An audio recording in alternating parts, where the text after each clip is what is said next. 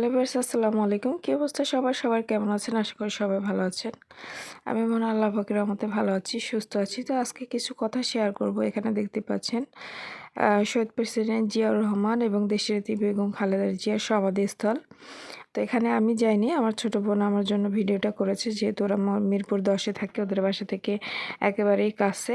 তো আমি অনেকবার বলেছি যেতে এবং ভিডিও করতে। তো ওর শাশুড়ি, ওদের ফ্যামিলি সবাই আসলে বিএমপি করে। তো আর আমাদের হচ্ছে বংশগতভাবেই আমাদের এখানে সবাই বাপদাদা থেকে শুরু করে নানা বাড়ির সবাই বিএমপি। তো এখানে কিছু কথা বলবো, দেশ মানে কোনো দল নিয়ে না। কথাটা হচ্ছে যে আমার ছোটবেলা থেকে একটা স্বপ্ন ছিল যে আমি বড় হওয়ার পরে দেশনেত্রী বেগম খালেদা জিয়াকে প্রথম যে আমি ভোটার হব, ভোটটা দিব।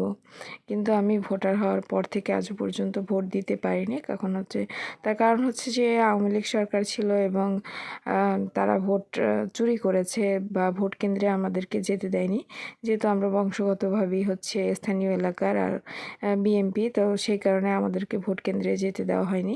আমাদের ভোট অন্য কেউ দিয়ে দিয়েছে, এমন হয়েছে যে আমার স্টুডেন্টরা দিয়ে দিয়েছে। তো আমার কাছে এই ব্যাপারটা খুব খারাপ লেগেছে। আরেকটা বিষয় খারাপ লেগেছে, সেটা হচ্ছে যে আমি এখন ভোট দিতে পারবো, কিন্তু হচ্ছে যে আমার সেই নেত্রী আর নেই, বেঁচে নেই। এটা মানে মনে করতে আমার কাছে খুবই খারাপ লাগে। মানে ফার্স্ট টাইম ভোট দিব, তো আমার নেত্রী নেই, সে মারা গিয়েছে। এটা আমার কাছে খুবই দুঃখজনক যে ফার্স্ট টাইম যখন আমি ভোট দিব, এত কয়েক বছর ভোটার হয়েছি কিন্তু ভোট দিতে পারিনি।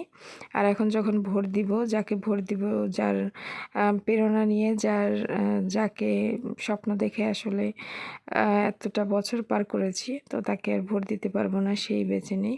এটা আমার কাছে খুবই দুঃখজনক। যাই হোক, তার সমাধিস্থলে হচ্ছে যে মেঘলার অনেক আগেই যেত, কিন্তু মানুষের ভিড়ে আর যেতে পারিনি। তো আজকেও গিয়েছে। দেখুন মানুষ কতটা ভালোবাসলে আসলে এতটা মানুষের সমাগম এখানে হয়। তো ওরা অনেকক্ষণ ছিল। আসলে বর্তমানে বাংলাদেশে যে পরিমাণে শীত পড়েছে, তাতে হচ্ছে কোথাও যাওয়া মুশকিল। তো সামনে যে মেঘলার বড় জায়ের মেয়ে যারা, তো ওরা ফ্যামিলি সহ সবাই গিয়েছে।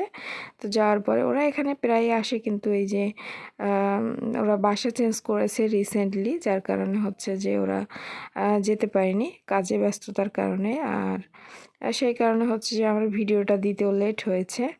যাই হোক, আশা করি সবাই ভালো থাকবেন, সবাই সুস্থ থাকবেন। এই কামনা বিদায় নিচ্ছি সবার কাছ থেকে। আল্লাহ হাফেজ।